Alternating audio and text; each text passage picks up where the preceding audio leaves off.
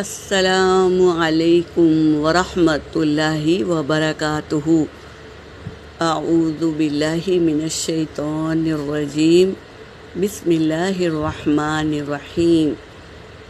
آج ہم حضرت آدم علیہ السلام کی دعا پڑھیں، یاد کریں گے اور اس کو عمل میں لائیں۔ آدم علیہ السلام سے غلطی ہو گئی تھی، اللہ کے حکم کو توڑے۔ اللہ نے حکم دیا تھا اس درخت کے قریب بھی مت جانا، جنت کے سارے نعمتیں فراغت کھانا، لیکن اس درخت کے قریب بھی مت جانا۔ تو شیطان نے جل کر وہ نکالا گیا تھا جنت سے، تو وہ نہیں چاہتا تھا کہ آدم علیہ السلام اور حوا علیہ السلام جنت میں رہیں، تو انہوں نے پھسلایا۔ شیطان نے کیا کیا؟ ان دونوں کو پھسلایا، حوا علیہ السلام سے اور آدم علیہ السلام سے۔ کہا کہ اللہ تبارک تعالیٰ تمہیں کیوں منع کیے ہیں اس درخت کے پاس نہیں جانا، اس کا پھل نہیں کھانا، کیونکہ اگر تم یہ پھل کھا لیں گے تو ہمیشہ کے لیے جنت میں رہیں گے، کبھی نکالے نہیں جائیں گے۔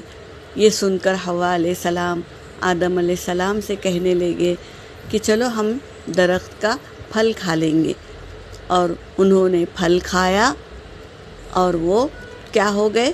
گنہگار ہو گئے۔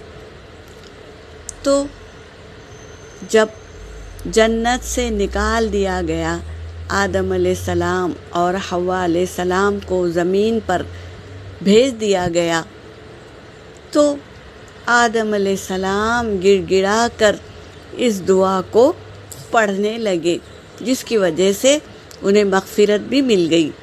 کیا ہے وہ دعا؟ اسے یاد کریں گے اور ہم بھی پڑھیں گے۔ ربنا ظلمنا انفسنا، جمع کا صیغہ آیا ہے کیونکہ دونوں سے غلطی ہوئی تھی، آدم علیہ السلام اور حوا علیہ السلام سے، تو جمع کا صیغہ لا کر اللہ تبارک تعالیٰ کے سامنے دعا کر رہے ہیں۔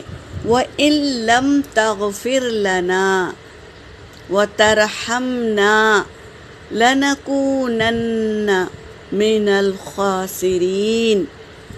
ربنا، اے ہمارے رب، ظلمنا، ہم دونوں نے ظلم کیا، وَأَنفُسَنَا، اپنے نفسوں سے، وَإِن لَّمْ، اور اگر نہیں، تغفر لنا، تو ہمیں بخشے گا، وَتَرْحَمْنَا، اور ہم پر رحم نہیں فرمائیں گے، فَتَكُونَنَّ، البتہ ہم ہو جائیں گے، مِنَ الْخَاسِرِينَ، خسارہ اٹھانے والوں میں سے ہم ہو جائیں گے۔ یہ دعا آدم علیہ السلام نے کی اللہ تبارک تعالیٰ سے، تو ہم بھی اسے یاد کریں گے اور پڑھیں گے، عمل میں لائیں گے۔ یہاں پر میرا سبق ہو گیا۔ وآخر الدعوانا ان الحمد للہ رب العالمین۔